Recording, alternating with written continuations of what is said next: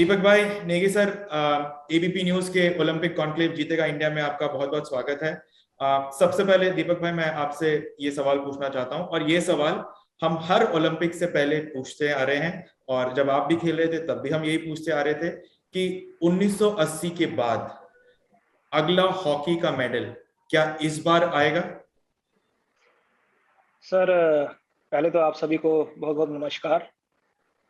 बात रही जहां पर इस सवाल की, ये सवाल अपने आप में एक बहुत बड़ा सवाल है।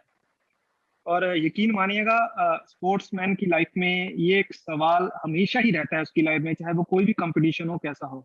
और उसका जवाब हर स्पोर्ट्समैन के पास यही रहता है कि हाँ, मैं मेडल लेके आऊंगा। तो जब हम भी खेले हैं तो हमारी भी यही कोशिश रही है, क्योंकि खिलाड़ी अपनी कोशिश कर सकता है, बाकी लक की बात है, बाकी सर्कमस्टांसिस की बात है।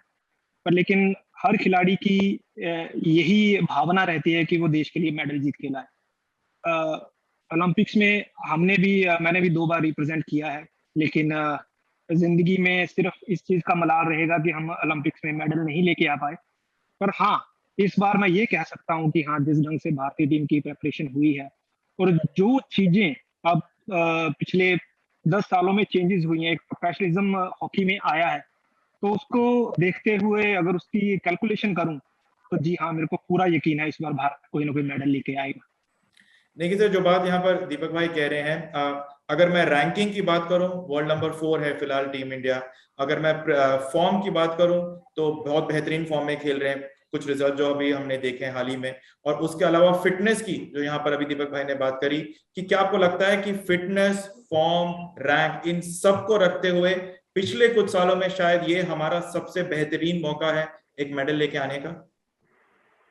यकीनन अब से 8 दिन बाद भारत की जो टीम है वो न्यूजीलैंड के खिलाफ ओलंपिक्स में अपनी विजय गाथा के अभियान की शुरुआत करेगी।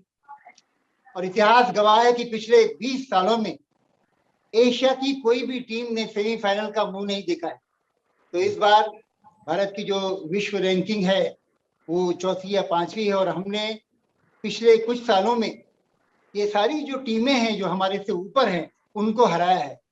और इसीलिए मुझे लगता है कि आत्मविश्वास से लबरेज ये जो हमारी टीम है, ये सिर्फ भारत को नहीं, पूरे एशिया को रिप्रेजेंट करेगी, और उनकी दुआओं के साथ इस ओलंपिक्स में यकीनन मेडल जीत के लौटेगी।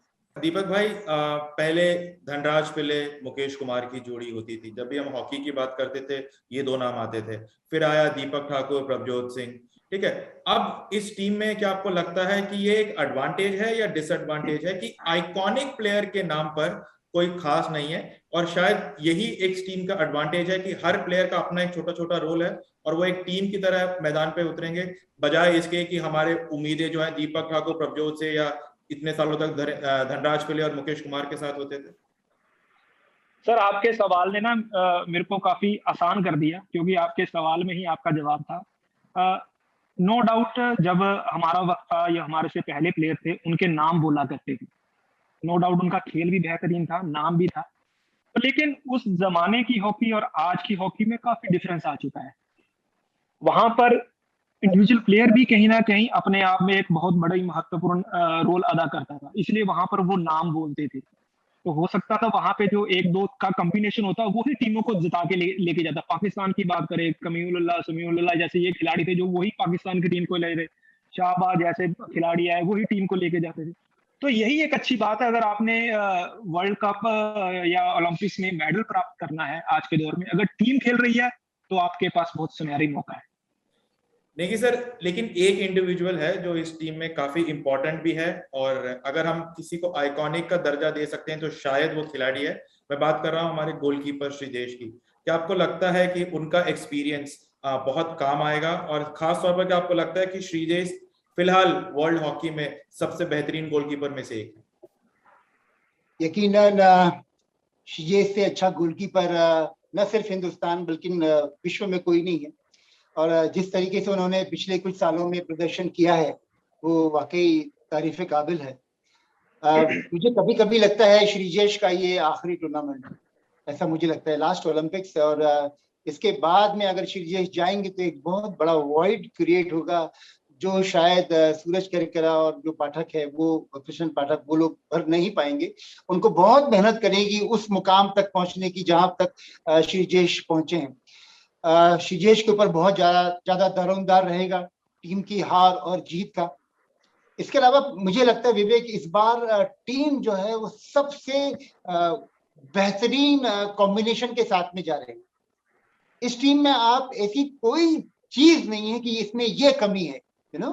जनरली क्या होता है कि एक आध प्लेयर वीक होता है, एक आध सिलेक्शन जो है वो गलती हो जाती है, लेकिन हमारे पास में जबरदस्त ट्रैक फिकर्स हैं, हमारे पास में गोलकीपर तो श्रीजेश है, इसके अलावा मिडफील्डर्स में मनप्रीत जैसा प्लेयर है जो टीम की बैकबोन है, और फॉरवर्ड लाइन में तो मनदीप और ललित जो है वो इसको लीड करेंगे अटैक को, और उसके साथ में सारे के सारे यंगस्टर्स जो 10 यंगस्टर्स जा रहे हैं वो जबरदस्त परफॉर्मेंस देंगे, ऐसा मेरा मानना है।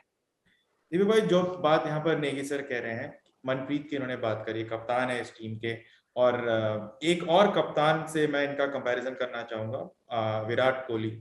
बहुत ही टैलेंटेड, बहुत ही ज्यादा क्रिएटिव, शायद सबसे बेहतरीन, लेकिन उतने ही टेम्परामेंटल।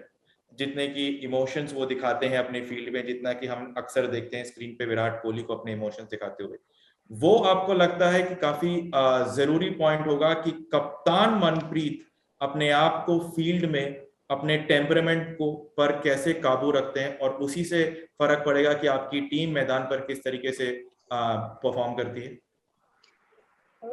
विवेक, इसमें कोई दोहराए नहीं है कि मनप्रीत ने अपने आप को साबित किया है कप्तानी रोल के लिए। हालांकि उससे पहले श्रीजेश ने भी कप्तानी की थी, लेकिन मनप्रीत ने अपने आप को साबित किया कि वो इस ओलंपिक के लिए भारतीय टीम के लिए कप्तान बेहतरीन है। और यहाँ पे एक चीज कहना चाहूंगा, अगर क्रिकेट की बात करूं तो क्रिकेट में कप्तान का मैं समझता हूँ रोल सबसे ज्यादा रहता है, लेकिन इसके उलट अगर हॉकी की बात की जाए तो यहाँ पर कप्तान का रोल इतना नहीं रहता ऑन द पिच। पर हाँ, टीम को बांध के रखना, मोमेंटम को बरकरार रखना, उसकी जिम्मेदारी कप्तान के ऊपर रहती है। बाकी स्ट्रेटेजीज जो है वो बैच के ऊपर तैयार की जाती हैं कोचेस का बार बार, क्योंकि रोटेशन बहुत जल्दी है। एक समय होता था, मुझे पता है कि जब हम खेल रहे थे उस समय एक प्लेयर अगर मैच के अंदर चला गया तो हो सकता था वो सारा का सारा मैच खेलकर बाहर आता था, लेकिन आज की हॉकी में ऐसा कुछ नहीं है। यहाँ पे आज तक एक खिलाड़ी को 2-2 मिनट का रोल दिया जाता है, कई खिलाड़ियों को सिर्फ 1 मिनट का रोल दिया जाता है। नहीं सर, इससे पहले कि मैं ये सेशन खत्म करूं, आपका क्या मैसेज है इस टीम के लिए? मुझे लगता है कि जापान में इस समय जो टेम्परेचर है वो 36 to 40 डिग्रीज होगा, जो बहुत गर्म होगा यूरोपियंस के लिए, फॉरेनर्स के लिए। और वहीं पे हमारे प्लेयर्स जो हैं वो उनको तो इसकी आदत ही है। बेसिकली हॉकी एक विंटर स्पोर्ट है वहां पर, लेकिन इसके चलते एक बात ये भी है कि उन लोगों ने यूरोपियन चैंपियनशिप्स के लिए, उन्होंने कॉम्पिटिटिव हॉकी के लिए, और हम लोग उस चीज से महरूम हैं। लेकिन ये खेल में होता है, कहीं एडवांटेज कहीं डिसएडवांटेज। मैं चाहता हूं कि हमारी टीम जो है पूरे जोश खरोश के साथ, right from the word go, पूरे एकाग्रता के साथ में खेले, एकजुट होके रहें, और देश की सारी शुभकामनाओं के साथ इस बार कोई ना कोई मेडल जरूर लेके आए। जैसे कि यहाँ पर नेगी सर कह रहे हैं, दीपक भाई भी कह रहे हैं कि इस बार उम्मीद सबको है, और क्योंकि इससे बेहतरीन in terms of form, fitness जो है शायद ही कोई टीम बनी हो। पूरी हॉकी जिस तरीके से इंडियन टीम खेल रही है वो काफी लाजवाब हॉकी खेल रही है। उम्मीद यही कि इस बार वो सूखा खत्म होगा और इस बार भारत की हॉकी टीम एक मेडल ओलंपिक्स में जरूर लेके आएगी। बहुत बहुत शुक्रिया नेगी सर आपका, दीपक भाई आपका, हमारे इस कॉन्क्लेव जीतेगा इंडिया में जुड़ने के लिए।